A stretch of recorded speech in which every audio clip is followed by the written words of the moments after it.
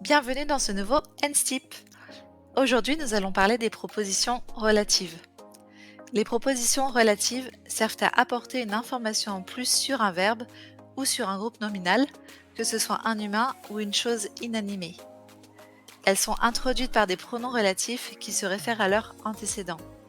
Par exemple en français, je vis dans une maison, cette maison est bleue. On remplace cette maison par le pronom relatif qui et cela donne je vis dans une maison qui est bleue. Pour bien former ces propositions, il faut connaître les pronoms relatifs. Who se réfère à une personne, à un humain. Which se réfère à un objet, à quelque chose d'inanimé. Whom et whose sont des dérivés de who.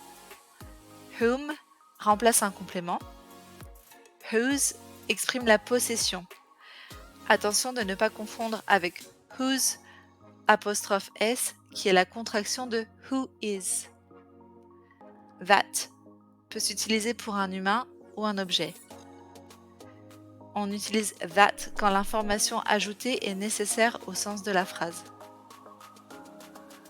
Parfois, il n'y a pas besoin de pronom relatif, mais seulement s'il y a deux sujets. Par exemple, I knew that you could do it. Je savais que tu pouvais le faire. Ça devient I knew you could do it. On supprime le that car il est suivi du sujet you. On peut trouver d'autres pronoms relatifs comme what, which, qui veulent dire ce que, ce qui, whoever, whatever, when. Et voilà, c'est tout pour ce NSTIP. Je vous dis à très bientôt. See ya!